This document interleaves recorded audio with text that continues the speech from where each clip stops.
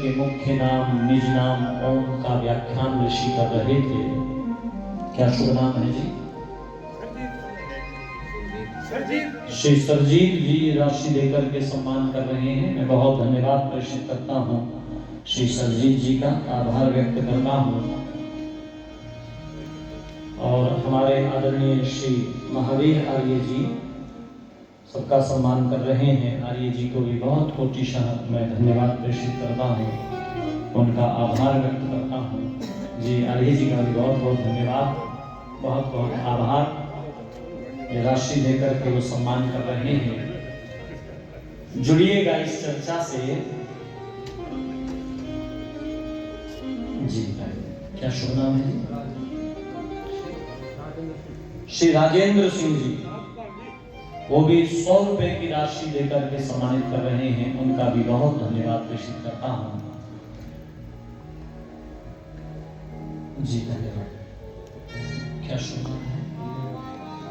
श्री मेवा सिंह जी भी 100 रुपए की राशि देकर के सम्मान कर रहे हैं। बहुत बहुत आभार व्यक्त करता हूं। मैं निवेदन करने लगा हूं कि परमपिता परमेश्वर के मुख्य नाम निज नाम ओम का व्याख्यान ऋषि दयानंद कर रहे हैं। और वो जो बहुत सारे लोग बैठे हुए सुन रहे हैं, उनमें एक नवयुवक अपने पिता की आज्ञा का पालन करते हुए सुनने आया है।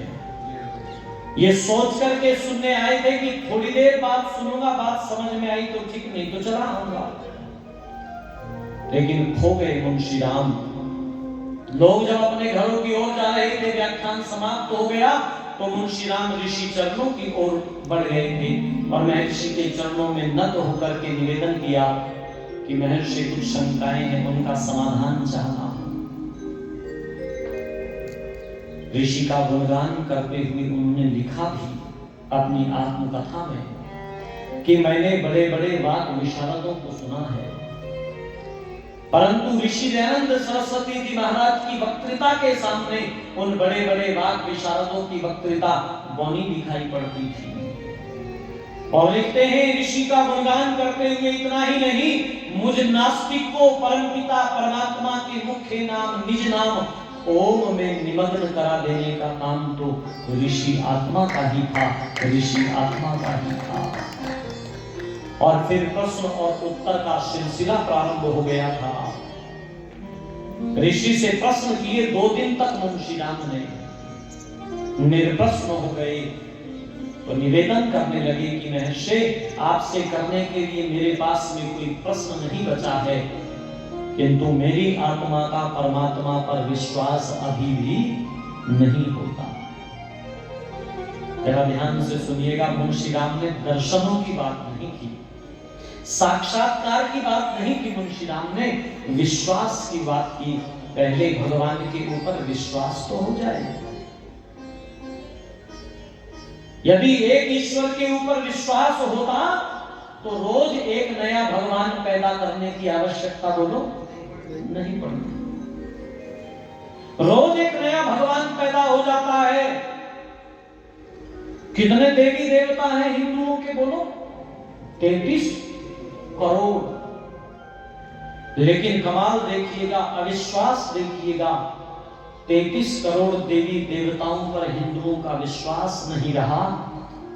मजारों पर चद्दरें चढ़ाने के लिए चले गए। जाकर के चेक कर लीजिएगा, उनमें से बहुतायत संख्या में हिंदू चद्दर चढ़ाने के लिए जा रहे हैं। मेरी कथा थी अजमेर में, तो वहां पर वो कौन सी दरगाह है,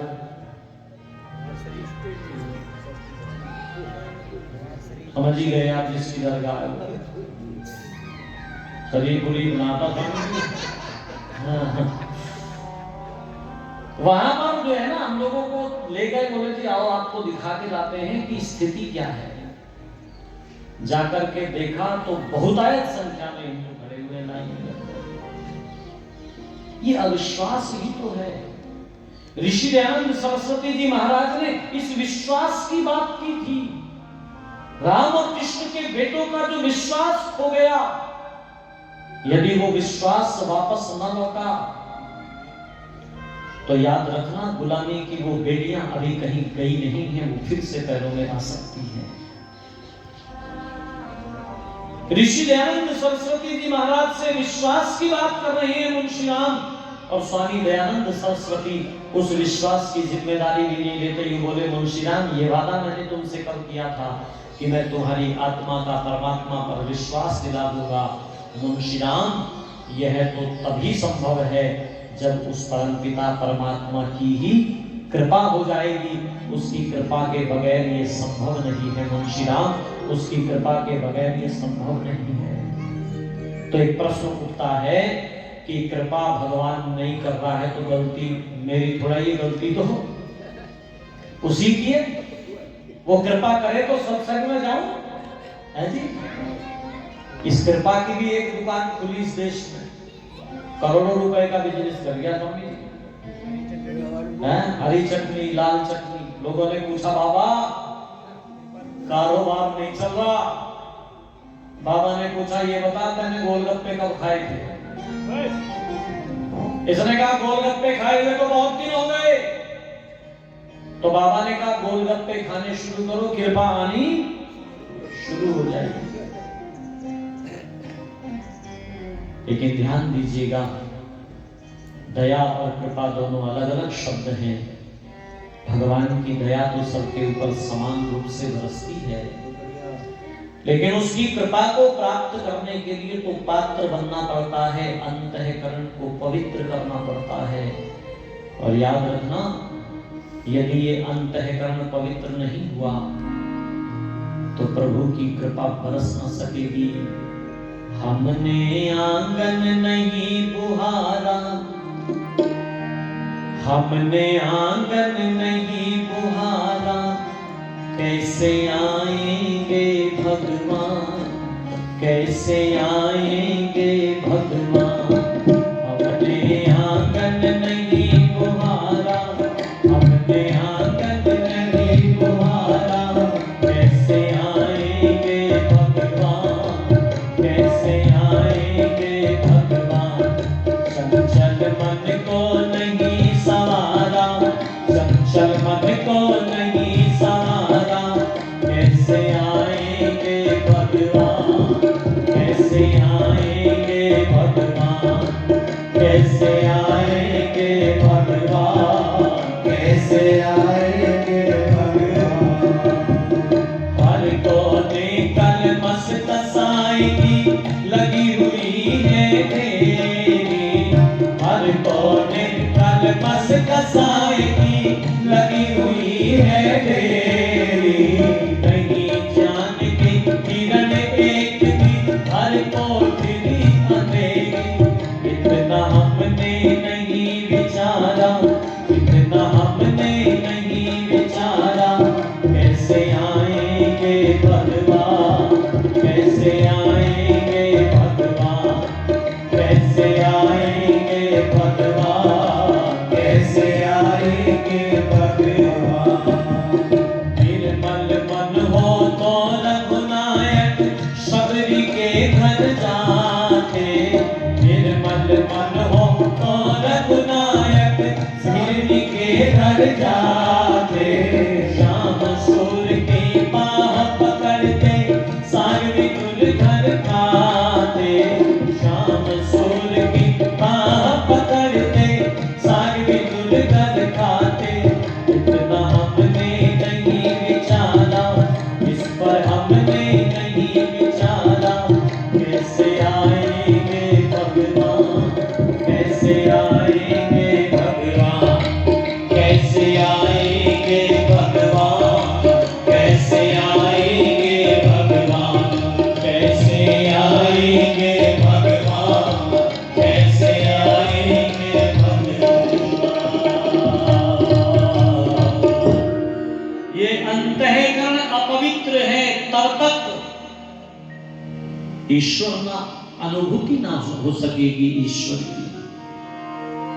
ऋषि दयानंद लिखते हैं, वह परमपिता परमात्मा सदा सर्वदा सबको प्राप्त है, फिर मिलता क्यों नहीं है, दिखता क्यों नहीं है? तो ऋषि लिखते हैं, सदोष अंतःकरण के कारण उसकी प्रतीति नहीं होती। दर्पण के सामने एक व्यक्ति खड़ा हुआ है, लेकिन उसे अपना चित्र, उसमें अपना प्रतिबिंब दिखाई नहीं दे रहा है। क्यों? क्योंकि दर्पण के ऊपर एक लेयर जो है ना, वो धूल की जमी हुई है।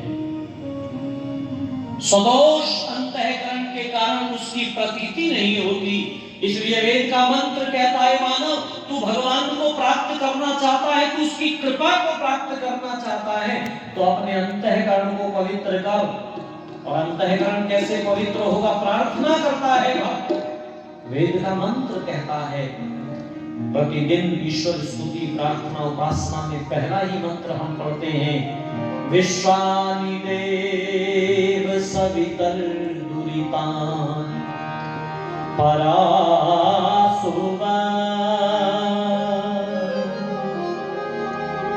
यत् भद्रं